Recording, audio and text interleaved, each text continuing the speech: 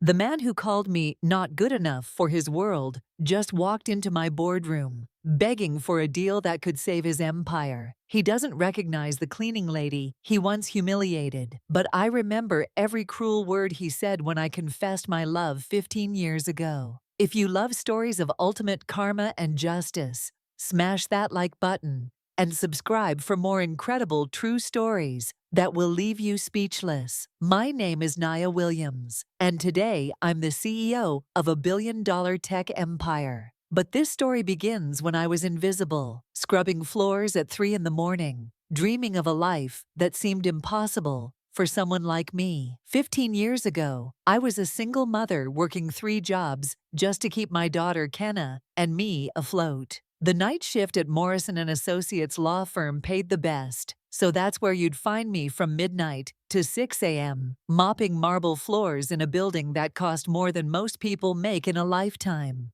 While the lawyers slept in their expensive sheets, I was cleaning their world, making it perfect for when they returned. I was 28 then, exhausted but determined. During my breaks, I'd sit in the empty conference rooms with my laptop, taking online business law courses. I had this crazy dream that maybe, just maybe, I could be more than invisible. My daughter deserved to see her mother as more than someone who cleaned up after other people's success. That's when I first noticed Brett Harrington. He was different from the other lawyers who barely acknowledged my existence. Brett would actually say good morning when he worked late, sometimes even asking how my studies were going. He had this way of making me feel like I mattered, like he saw something in me that others missed. Brett was everything I wasn't supposed to want. Harvard educated, came from old money, drove a car that cost more than I'd make in 5 years. But when it was just us in that empty building at 2 in the morning,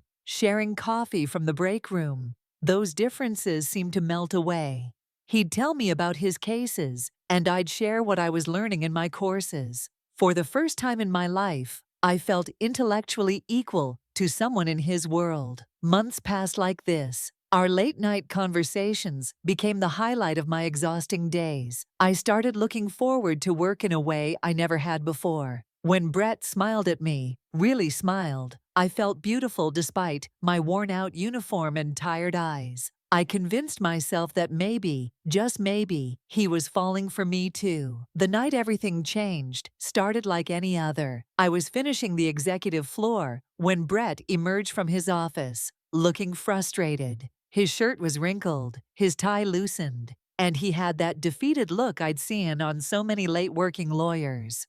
"Rough case?" I asked, genuinely concerned. He looked up, and for a moment, his expression softened. "Just the pressure of making partner, you know? Sometimes I wonder if it's all worth it." That vulnerability, that moment of him being real with me, gave me the courage I'd been building for months. My heart was pounding as I set down my cleaning supplies and took a step closer. "Brett," I said, my voice barely above a whisper, "I need to tell you something." He looked at me curiously, and I took the deepest breath of my life. "I have feelings for you. These past months, getting to know you, our conversations, I think there's something real between us. I know our situations are different, but I believe we connect on a deeper level." The silence that followed felt like an eternity. Brett's expression shifted from surprise to something I couldn't quite read. Then he started laughing. Not a kind laugh, but a harsh, disbelieving sound that cut through me like glass. "Nia, wow, I don't know what to say." He ran his hands through his hair, looking anywhere but at me. "You're a nice woman, really, but come on, be realistic here." Before I could respond, the elevator dinged, and 2 of his colleagues stepped out, Jonathan Mills and Philip Crawford, 2 other junior partners who'd never spoken a word to me in all my months there. "Brett, still burning the midnight oil?" Jonathan called out, then noticed me standing there with my heart breaking in real time. "Actually, guys, you're not going to believe this," Brett said, and I felt my stomach drop. "Our cleaning lady here just asked me out." The laughter that erupted from all 3 of them will haunt me forever. It wasn't just cruel, it was genuinely shocked, as if the very idea of someone like me having feelings for someone like Brett was the funniest thing they'd ever heard. "Wait, seriously?"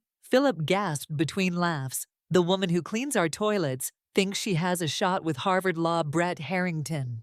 I mean, I knew she was taking some online courses or whatever, Brett continued, his voice dripping with condescension.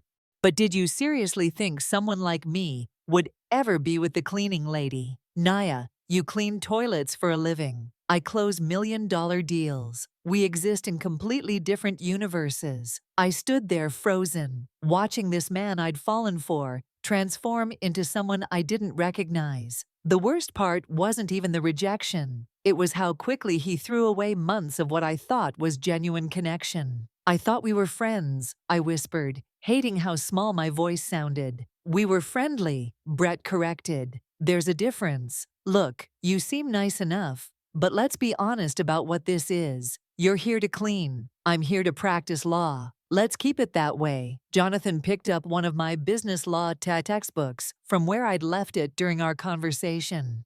Cute, he said, flipping through it mockingly. Playing lawyer, are we?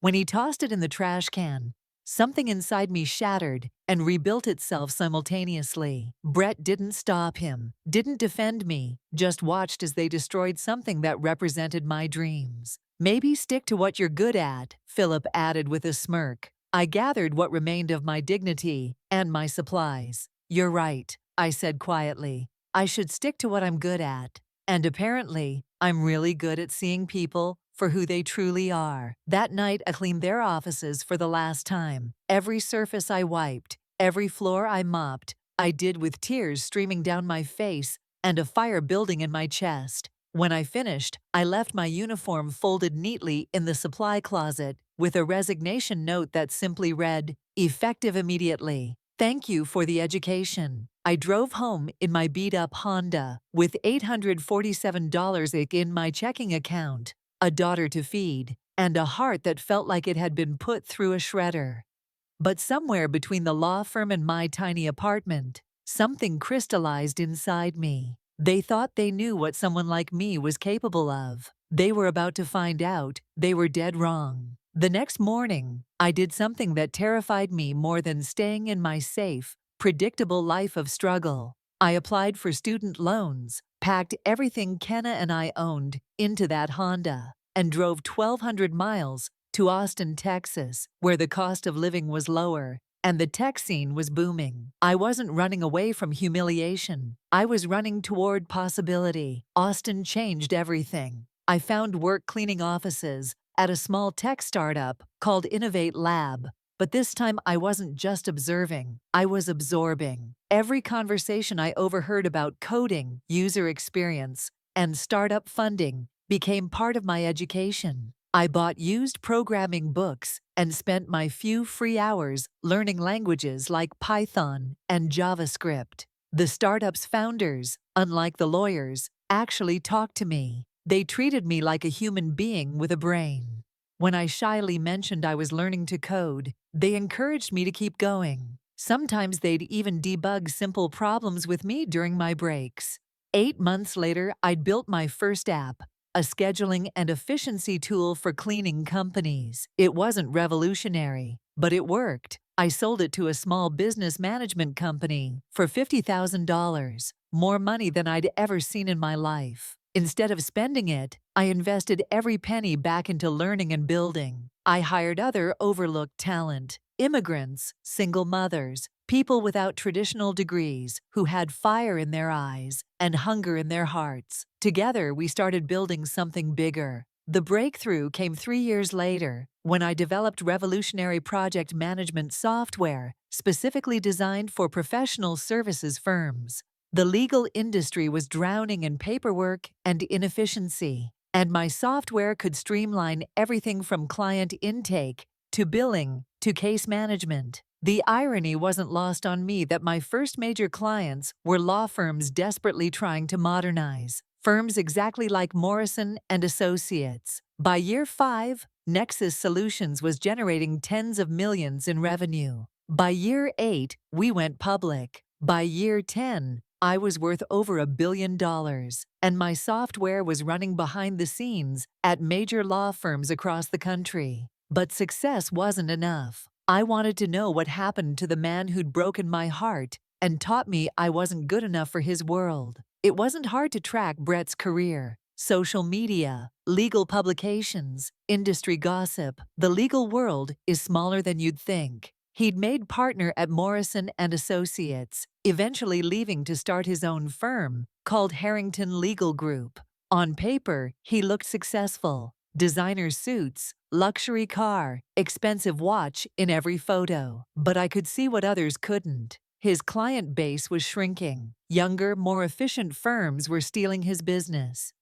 His old-school methods and resistant-to-change attitude were making him irrelevant in a rapidly evolving legal landscape. Harrington Legal Group needed exactly what my company provided. They needed Nexus solutions to survive. I waited. Like a chess master planning moves ahead, I positioned my company as the premium solution for mid-sized law firms struggling with digital transformation. When Brett's firm finally reached out for a consultation, I made sure the meeting was scheduled with our CEO, listed in all communications as N.A. Williams. The day of the meeting, I chose our most intimidating conference room, floor-to-ceiling windows overlooking the Austin skyline, a table that could seat 20, awards and recognitions covering one entire wall. I wanted Brett to feel small before he even saw me. When he walked in, 15 years had changed him.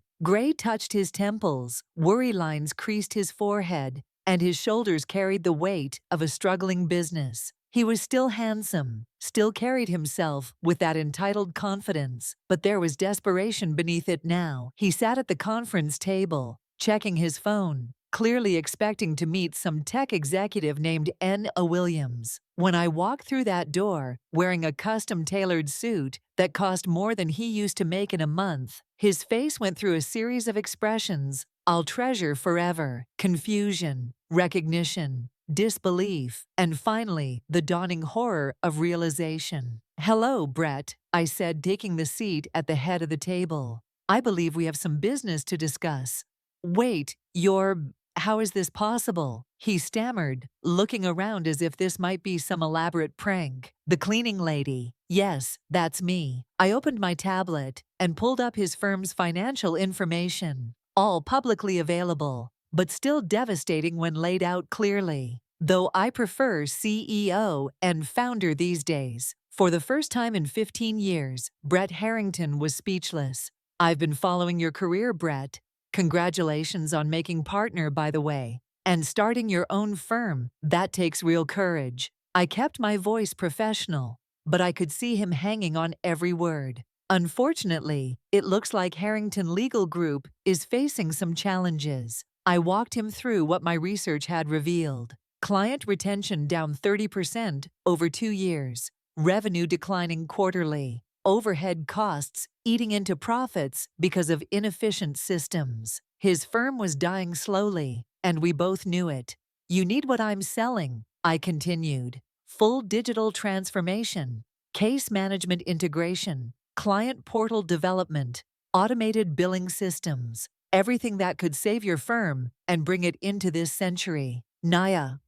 He started, then stopped. "Look, about what happened all those years ago." "What happened," I interrupted, "is that you taught me something valuable about my own worth. You helped me understand that I shouldn't limit myself to what other people think I deserve." The meeting that followed was pure business. I outlined exactly what Nexus Solutions could do for his firm, the timeline for implementation, and the cost. When I quoted him the price, nearly $500,000, he didn't even flinch. He knew he had no choice. "We'll need full access to your current systems, staff training, and quarterly progress reviews," I explained. "Your firm will report directly to my implementation team, and ultimately, to me." The man who once told me we existed in different universes now had to ask me to save his. "I need to ask," Brett said quietly as we concluded the meeting. "Why? Why help me after what I did?" I looked at him, really looked at him, and realized something profound. I wasn't the same woman who'd cried over his rejection 15 years ago. That woman had been looking for validation from someone else. The woman sitting across from him now had created her own validation. Because, Brett, success isn't about where you come from. It's about where you're determined to go. You taught me that lesson, just not in the way you intended. We signed the contract 3 days later. Harrington Legal Group became one of our premium clients, implementing our full software suite. Within 6 months, their efficiency increased by 60%. Their client retention improved dramatically. Brett's firm not only survived, but started thriving. During our quarterly review meetings, I'd watch Brett present his numbers to my team. There was something poetic about the reversal. The man who'd once questioned my intellectual capabilities now had to prove his firm's worth to me. But the real victory wasn't professional. It was personal growth. I'd learned that revenge isn't about destroying someone else. It's about building yourself into someone so successful that their opinion of you becomes irrelevant. My daughter Kenna graduated from Harvard Law last month. The same Harvard that had seemed impossibly out of reach when I was scrubbing floors and dreaming of better days. She's starting her career at a firm that uses Nexus Solutions software, creating opportunities for the next generation of overlooked dreamers. Sometimes I think about that night, 15 years ago, when 3 men laughed at the idea that someone like me could matter in their world. I wonder if they remember the cleaning lady who dared to dream bigger than her circumstances. Brett and I maintain a professional relationship now. He's never again mentioned that night, and neither have I. But every quarterly meeting, every email exchange, every time he has to seek approval from my company for major software updates serves as a reminder of how completely the tables have turned. The truth is, I'm grateful for that humiliation. It broke something in me that needed to be broken. The part that sought validation from others instead of creating my own worth. Without that crushing rejection, I might have stayed comfortable in my small dreams instead of building an empire. Last week, I received a LinkedIn message from Philip Crawford, one of the lawyers who laughed that night. He'd heard about Nexus Solutions and wanted to discuss bringing our software to his firm. He had no idea he was reaching out to the woman he'd once mocked. I forwarded his message to my sales team with instructions to treat him like any other potential client. Professional, courteous, and expensive. That's the thing about karma. It's not about revenge. It's about becoming so successful that the people who doubted you become irrelevant to your story. They become footnotes in your biography rather than chapters. If this story inspired you to never give up on your dreams, hit that subscribe button and share this with someone who needs to hear it today. Because somewhere out there, someone is being told they're not good enough, smart enough, or worthy enough for their dreams. Show them that the only opinion that matters is their own determination to prove everyone wrong. Next week, I'm sharing the story about my high school guidance counselor who told me I wasn't college material. She just applied for a position at Nexus Solutions. You won't believe what happened during that interview. Remember, every rejection is just redirection toward your true purpose. The person who breaks your heart today might be begging for your help tomorrow. Build yourself into someone so remarkable that their recognition becomes optional. Success is the best revenge, but it's even better when it's served with a billion-dollar company.